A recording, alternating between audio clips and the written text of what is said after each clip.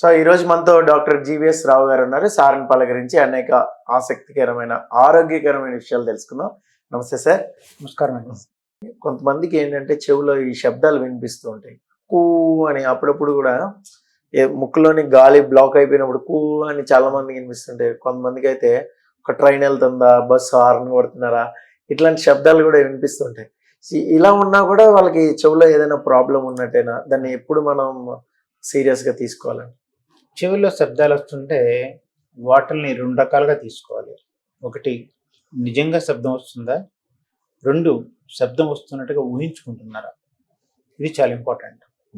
నిజంగా శబ్దం చెవిలో వస్తుంటే కొందరికి ఎవరన్నా చెవి దగ్గరికి వెళ్ళి వింటే బయట వాళ్ళకి కూడా వినపడుతుంది. చాలా ఆశ్చర్యకరం కదా. ఇది చెవిలో శబ్దాలు రావడానికి చాలా కారణాలు ఉంటాయి. ఒకటి, చెవికి ముక్కు కలిపేటువంటి ఒక నాళం ఉంటుంది.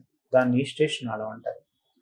ఎడినాయిడ్ చిన్నపిల్లల్లో ఎడినాయిడ్ సమస్య వలన, టాన్సిల్ సమస్య వలన, ఈ తర్వాత ముక్కులో పదే పదే వచ్చేటువంటి ఇన్ఫెక్షన్స్ వలన ఈ ఈస్టేషన్ నాళం మూసుకుపోవడం వలన చెవిలో కూ అనేటువంటి శబ్దం వస్తూ ఉంటుంది. డాక్టర్ నాకు ఇంట్లో పనిచేసేంతసేపు బాగానే ఉంటుంది, పని వదిలేసి బయటకు వచ్చి పని అంతా అయిపోయింది కదా, విశ్రాంతి తీసుకుందామని బెడ్ మీదకి వెళ్ళి పడుకున్న వెంటనే చెవిలో నాకు ఏదో శబ్దం మొదలైనట్టుగా అనిపిస్తుంది డాక్టర్ గారు, నాకు చాలా అసలు శబ్దాన్ని భరించలేకపోతున్నాను అని చెప్పంటారు. ఇది ఒక రకమైన సమస్య. అయితే పెద్దల్లో ముక్కుదుల వంకర వల్ల, సైనస్ సమస్య వలన, తుమ్ముల వలన ఈ ఈస్టేషన్ నాళం బిగుసిపోతుంది. సార్ నేను జస్ట్ ఫ్లైట్ దిగాను, ఫ్లైట్ దిగేసి వచ్చాను, వచ్చిన వెంటనే నాకు చెవిలో అసలు భయంకరమైన శబ్దం వచ్చేస్తుంది, భరించలేకుండా పోతున్నాను, అర్థం కావట్లేదు అని చెప్తుంటారు. ఇది కొందరు ఇలా కంప్లైంట్ చేస్తుంటే, కొందరు డాక్టర్ నాకు జ్వరం వచ్చింది నిన్న, జ్వరంతో పాటు చెవిలో హోరు వచ్చింది, చెవిలో హోరే కదా అని ఊరుకుంటే తల తిరగటం మొదలైసింది, తల తిరిగి పడిపోతాను అనిపించి అంత భయపడిపోయాను నేను. తర్వాత తల తిరగటం గురించి ఆలోచనే కాదు, నాకు తర్వాత వినికిడి కూడా తగ్గిపోయింది అంటే అనుమానం కూడా వస్తుంది డాక్టర్, సార్ దయచేసి పరీక్ష చేయండి అంటారు. తర్వాత అంటే ఈ చెవిలో హోర్ అనేది ఒక వ్యాధి లక్షణం అయితే, కొన్ని సమస్యలకి అదొక భాగం అన్నమాట. అంటే అతి చిన్న సమస్య ఈస్టేషన్ నాళం మూసుకుపోవటం అయితే, అతి పెద్ద సమస్య మెదడులో ఉండేటువంటి కణితులు, క్యాన్సర్ కూడా కావచ్చు. ఈ మెదడు నుంచి బయలుదేరేటువంటి నరాలు ఈ చెవిలోకి వస్తాయి అన్నమాట. ఈ వినికిడికి సంబంధించిన నరాలు చెవిలోకి వస్తాయి. వచ్చినప్పుడు దాని మీద రక్తనాళాలు కూడా ప్రసరిస్తుంటాయి. రక్తనాళాలు సాఫీగా ఇలా వచ్చేస్తుంటే ఏమీ కాదు, కొన్ని ఏం చేస్తే నరం మీదకి వెళ్ళి ఒత్తిడి తీసుకొస్తుంది.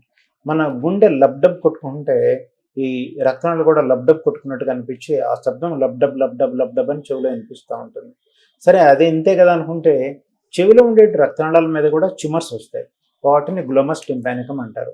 కొన్ని ఇక్కడ ఉండే రక్తనాళాల నుంచి కూడా పెద్ద ట్యూమర్స్ పెద్దది, గ్లోమస్ జుగులేర్ అంటారు అన్నమాట. ఇవి హృదయ స్పందన ఎలా ఉంటుందో అదే స్పందన చెవిలో, ఇక్కడ వినిపించాల్సిన హృదయ స్పందన ఇక్కడ వినిపిస్తూ ఉంటుంది. ఆశ్చర్యం ఉంటుంది, ఏంట్రా బాబు గుండె సౌండ్ ఇక్కడ వినిపించాల్సింది చెవిలో వినపడుతుంది అని చెప్పి చాలా భయం వేస్తుంది, ఆశ్చర్యంగా కూడా ఉంటుంది అనమాట.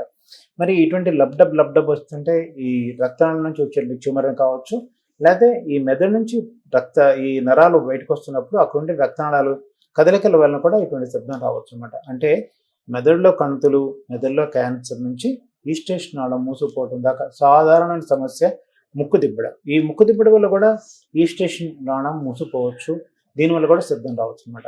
అందుకని సమస్య ఏదైనప్పుడు కూడా చెవిలో హోరు ఉంటే, చిన్న సమస్య కావచ్చు, ఇంట్లో ఏం చేయొచ్చు అంటే చక్కగా నీరు కాసి దాంట్లో పసుపు వేసేసి ఆవిరి పీల్చుకోవడం వల్ల ఈ సాధారణంగా ఇటువంటి శబ్దాలు తగ్గిపోతాయి.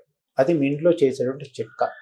రెండోది ఏంటంటే, ఏదైనా నవిలేది, మీరు ఫ్లైట్లో ట్రావెల్ చేస్తుంటే కొన్ని చాక్లెట్స్ ఇస్తారు, ఏంటో బాబు చాక్లెట్స్ ఇస్తున్నారు ఫ్లైట్లో అని చెప్పి అనుకుంటే, ఊరికి ఇలా చాక్లెట్ నోట్లో వేసుకొని చప్పరిస్తుంటే లాలాజలం వస్తుంది. లాలాజలం అంటే మనం మింగుతాం, మింగినప్పుడు ఏమంటే ఈస్టేషన్ నాళం మింగినప్పుడల్లా మూసుకోవడం తెరుచుకోవడం, మూసుకోవడం తెరుచుకోవడం జరుగుతూ ఉంటుంది. ఈ ఫ్లైట్ అప్పుడు టర్బులెన్స్ అంటాడు, టక్కన కింద తీసుకెళ్ళిపోతాడు, తీసుకెళ్ళినప్పుడు ఈ ప్రెజర్ వేరియేషన్ చెవిలో వస్తుంటుంది.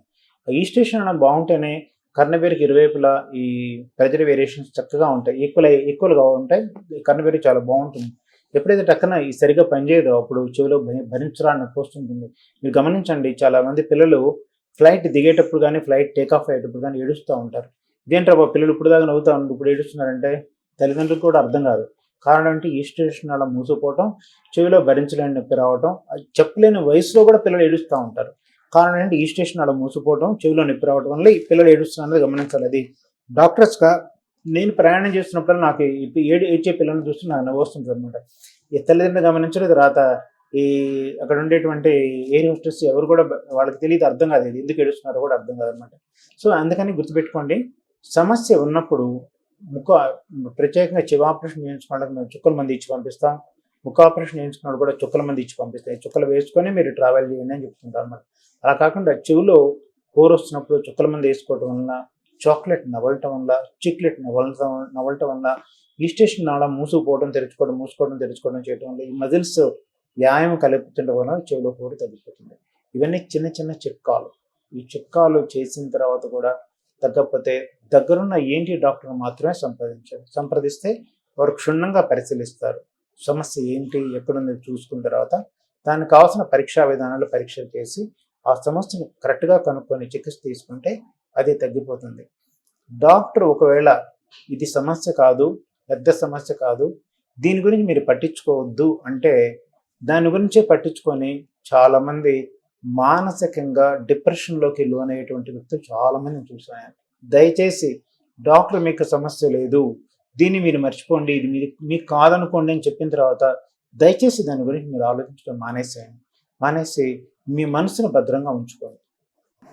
ఓకే సార్, మీ వాల్యుబుల్ టైం మాకు ఇచ్చారు, మా కేటీవీ హెల్త్ ఛానల్ వాళ్ళకి. So thank you so much sir. Thank you very much. So ఇది విన్నర్గా డాక్టర్ గారు చెప్పిన ప్రతి మాట కూడా చాలా వాల్యుబుల్ మనకి. సో మీరు కూడా పాటించండి, ఫిట్గా ఉండండి, ఆరోగ్యంగా ఉండండి. అంతకంటే ముందు మన కేటీవీ హెల్త్ ఛానల్ని సబ్స్క్రైబ్ చేసుకోండి. ఇలాంటి ఆసక్తికరమైన ఎన్నో ఆరోగ్యకరమైన విషయాలు మీకు అందించబోతున్నాం. This is Paritala Murthy signing off. Bye by.